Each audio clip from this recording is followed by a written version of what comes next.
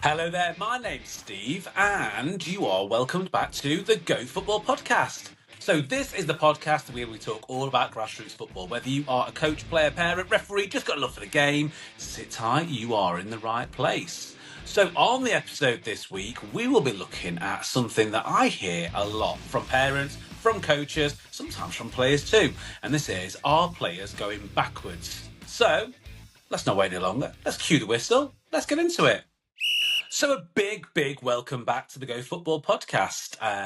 What I would like to say before we do get started today, don't worry, it's not an ad or anything like that, is really good news for the Go Football Podcast. And that is we are now officially 12 months old. We've hit our 12-month mark and we're still going strong. So I would like to say a big thank you to everyone that's listened, everyone that's shared, everyone that's interacted, whether or not that's been on the social media, whether that's emailing in. We wanted to become a guest on the actual podcast, and we have got some that are still waiting. We're just trying to get the dates lined up for everyone. If all those things happen, that's great. And I just want to say a massive thank you for coming on, helping, supporting, and just letting the Go Football Podcast actually get to 12 months, because without the listeners, I'd just be listening to my own voice with no interactions from anyone at all. So look, a big thank you. So look, as the Go Football Podcast is going onwards and upwards, and we're trying to do better things with it, today's episode is going to be about players and are they going backwards or not? I think this is something that every parent and coach has probably felt at some point about some players that they've seen in their teams, even if it's not the player that they go there to watch the most. All of a sudden it might look like a player was improving, and then all of a sudden they've taken a turn for the worst, and maybe their confidence has dropped, and maybe they've started making more mistakes in the games or something like that. And people are starting to ask other questions. What's wrong with the player, or what's wrong with my player, and why were they not developing the way that they were developing? So yeah, we're going to talk about all of those different things, because often it looks like some players are going backwards. But sometimes I think that's completely normal to kind of see at grassroots level, especially as we look at all different age groups. We have to appreciate that, grassroots football and the players that are involved with that, they're not always going to be at the same level, and different things change all the way through. But I mean, are players really going backwards? Well, the first thing that I would like to say about development is that development doesn't go in a straight line. Even if you were to look at things like, well, let's take the other one, the obvious one as well, still January. So let's just take the obvious one there. Diets don't go A to B. Sometimes you'll lose a little bit of weight, then you'll plateau off a little bit, then all of a sudden there's a party, so we go out and it goes up. Exactly the same for development, same for things like schoolwork too. It's not a straight line, and sometimes I think that people do think that the more that you do something, the better you get. And whilst I largely agree with that all the way through, it's not always up. It's not improvements every week. That's not what you're going to see. Sometimes we even see players at a professional level. We see them really good one week. The next week, we're thinking they're probably not even good enough to get in the squad or even be named in the squad. So it happens a lot, like I say, progress, then we plateau, then we dip, then we get a bit of growth in there maybe, then we get another dip, and then we progress again. And I think that sometimes that is mistaken for players going backwards. We have to also appreciate there's a lot of different things that are going on at the same time. If we look at, I think if you were to look at some of the research that's been done for learning and learning skills, you'd probably see that there is a bit of retraction or regression or backwards movement with that is normal part of learning, especially for new players and especially for players that are doing new things. They're all the way through, they're changing age groups. They might have been really good at under 9s, might get into under 10s, be brilliant again, under 11s, all of a sudden a bit of a change in them or something.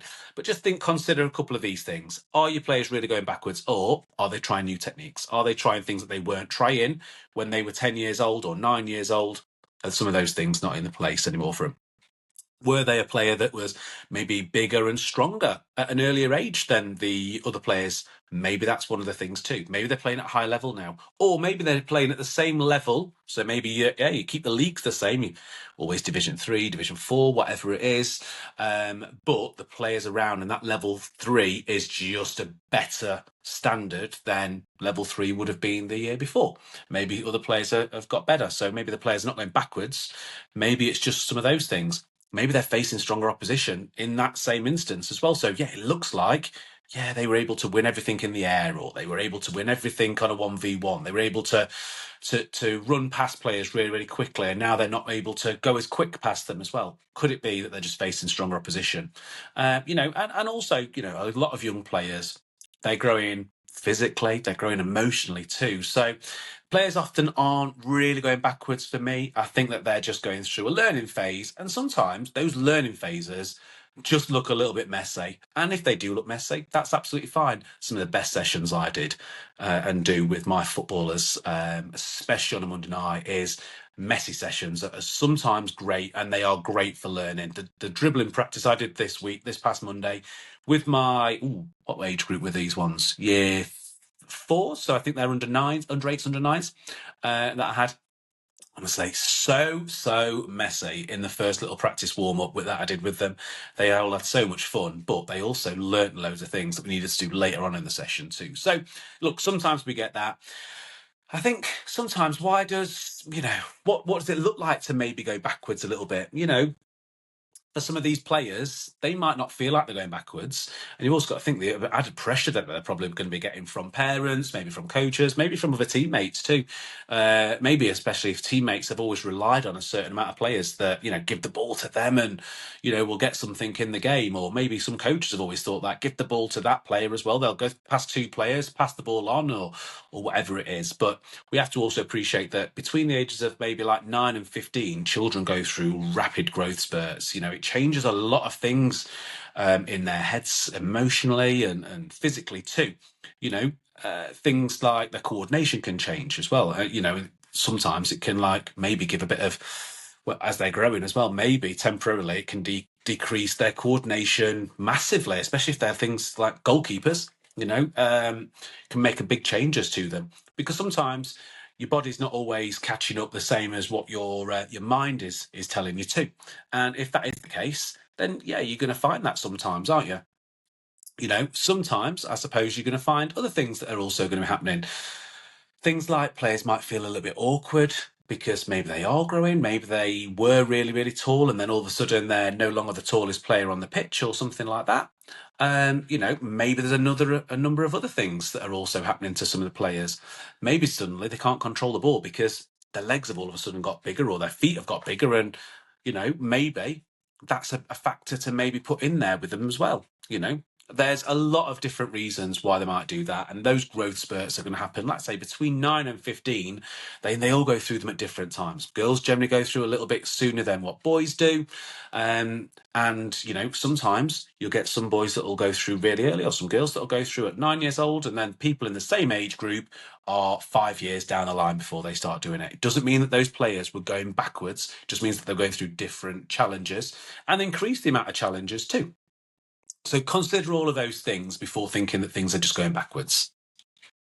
So some of the other things that we might also get as well, another big reason is that as the level gone up, like I just mentioned, like was level 3 last year, is that now better than level 3 was the previous years that they've played in them as well? Is that a factor to maybe think of? Are the players going backwards?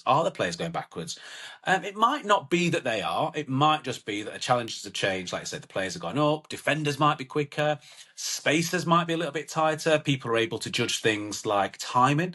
Timing is a big thing for kids. The amount of times you'll see an early challenge or a late challenge, and then, all of a sudden players start getting it correct as well, but it's a really difficult thing for a lot of players to be able to get. And when challenges increase, sometimes performance can actually drop. The things that they're looking to do, where maybe they were able to take an extra touch before making a pass, maybe they're not able to do that anymore. So maybe we're thinking, oh, they're just playing too slow. They weren't. They're playing at the same pace that they were playing before. They're not going backwards. They're just at a different stage of their development. And there's some considerations to maybe have, and that's all learning. If we had the same situations at school, we would be putting more time into English, maths. I tell you, like, if we were able to put in the same amount of time of telling football players and young football players how to correct what they were doing wrong, if we spent the same amount of time on their homework and on their lessons at school, we'd have a nation of like straight A students, I'm sure of it. But some of these players, they might also be thinking they might be overthinking things a little bit too. Again, not that they're going backwards, they're probably just thinking things slightly different to what they were doing before. They might be thinking, and this is something that I think really affects even professional footballers now, is that mistakes. And the reason why that is that stats come up so much for players that sometimes I think, and sometimes I've watched some professional games where I've thought you'd have just put the ball through, or not. A lot of players would have just put the ball through there and just tried a through ball to a striker, but instead what they've done is, instead of getting that mistake and maybe not completing that pass, they've just decided to play it safe and play back, because on their stats it's going to look like, oh, they've made another pass completion. That looks great on their figures, as opposed to maybe just taking the chance of playing the ball through. But you've also got to think, if they are they overthinking because they're maybe getting shouted at a bit more? Maybe the football has gone into a competitive level, or maybe parents are thinking this is a more competitive level, so maybe they're getting shouted at more. Maybe they're thinking, maybe I make mistakes and I'm getting shouted at. I'm getting told to go further forwards by a coach, further back by a parent. My team are shouting something different. Maybe it's one of those things that they're maybe a little bit confused actually on the pitch. Maybe they feel like they're going to be letting the team down by doing that too. So the confidence factor also is one of the main things that we need to really consider with grassroots football and players, of whether we think they're moving backwards or forwards. Look, I got a couple of stats. You know that I love the stats. So a couple of things that I did see was that, studies in youth sports, they really do show that the strongest predictors of performance and long-term participation are about confidence. So, when players are doing things like making fewer mistakes, getting less game time, or getting less time in the game, they hear less negative comments, comparing themselves to others. They're all factors that can really, really help, and or really unhelp what they're doing as well, as far as what we believe there to be as far as development. If we look at when their confidence drops as well, we look at things like their risk taking disappears as well, which means that they're not going to be as creative as they were. Enjoyment will probably start fading too. We'll start losing some enjoyment. When we start losing enjoyment, it becomes a bit of a chore. And how many times, especially for parents that have maybe had children that have gone through certain stages, they probably had the enjoyment has dropped, and it's been a struggle to get them out of bed in the morning on a Sunday to go and play football. And maybe it's even been hard to get them to go training or anything like that. Maybe they've just been turning up just because it's like they're just going through the motions. It was something they already hadn't done. And like I say, it's not because players have lost their ability. They're probably just losing their belief a little bit. So how do adults accidentally make this worse for youth players? Well, I think one thing is that they absolutely do it. On most of the time, though, I do believe that it's accidental. I don't think they're trying to do that. I think that sometimes adults can make regression. Maybe they can pull some players back and make it worse without even realising it. For, like, say, some examples for that really would be things like constantly correcting someone that's doing something wrong. Don't constantly correct. Go in there, do the teaching points, like I said earlier. And I've said it loads of times before, if we were to spend as long correcting every young person in maths, English, science, and every other subject they have at school as we do when we're doing that with football, they would all be straight A students. But shouting things like instructions on, again, can really do that too. Only focusing on mistakes rather than things that they do good. Again, like a lot of players, although you might think they're going backwards, they probably still do a lot of really good things. Benching players until they improve. What's that all about? Look, if you want a player to be a good player and they're on the bench, only expect them to be as good as a player that's on the bench as too. And also comparing them to other players. It happens a lot. I think a lot of the parents do that with accidentally. They'll be like, oh, they're really good, or they do this, or they do that. Why do my child not do that? Or why do some of my players do this and some of my players don't do that? And start comparing them, especially when they're going through these growths from, like you say, roughly the ages of like 9 to 15, somewhere between theirs. But I think that sometimes if you do all of those things, you're going to make players feel like a bit unsafe, that they can't try something. Maybe they would have naturally done had a 1v1. Maybe they naturally would have taken a shot, but they were trying to play safe instead of doing those. And what can some grassroots coaches do? Not just the adults as well, but what can the coaches do? I think that some stuff they can do really easily is just normalise the dips. Look, some of your players, they're going to be great one week and not the next. That's how we have man of the match or player of the game or whatever it is that you decide to call it for your teams. That's why we have that, because sometimes you will get a player who have an absolutely outstanding game, and then you'll get sometimes a player will not be, maybe they're not at their best as well. But that's part of the dips, part of the journey, part of them being in grassroots football. Maybe you can tell players too, as coaches, look, it's part of the learning, it's part of your journey, being a footballer and being a grassroots player, and let's focus on the process. Let's not, and then let's focus on the outcome that we'll get at the end of it. Let's praise some of the efforts. Let's praise some of the decision making that they're making. Don't just praise the goals of this player is great because they score all the goals, and let's just reduce some pressure for some players too. Let's let them know that, look, they're probably going to be going through changes. Maybe we can do that in a group setting, or maybe as coaches we can do that in a group setting. Maybe we can put some handouts out. There's lots of information that we can find that. I think some things that will really help players, short instructions. So for me, for my older players, I just shout eyes if I want to get their eyes up. No, get your head up, play to this person, pass to that person. So just short instructions sometimes, and let them play more. Look, if they're playing more as they're going through changes, that'd be really good for them. Gives them a time to adjust to the challenges. Maybe that is in training, maybe some smaller sided games so they get more touches, so they can practice things if they are starting to grow, so they get the distances right, they get their timing right, if their brains and emotionally they're changing too. And that'll help also protect their confidence, and it'll give players a chance to, succeed again, like they have done before. And I think that's something that's really important. Players that feel supported during difficult phases, or even for adults when they're going through difficult phases too, they're far more likely to continue with something, feel supported, and, for us, what we're talking about now as well with grassroots football, more likely to keep them in football and loving the game for much longer. So, quick message to parents then. So, if a parent is listening, or maybe you're a coach that is also a parent too, if your child feels like they're going backwards, this kind of matters as well. Like, just think of it like this. Doesn't mean that they're failing. Doesn't mean that they're a failure. Doesn't mean that they're doing anything wrong. Just means that they are going through a change. And it doesn't mean, like I say, that their child isn't good anymore. Doesn't mean that they're not learning. Just means that they're going through something that they're just going to have to get out of eventually, and they will eventually come out of those, but they need to maybe take that dip, and maybe we don't need to be pushing better all the time. Maybe we need to be thinking about the whole journey rather than just what we can see on that day at that moment, or what we saw last week, what we see this week, and what we're expecting next week.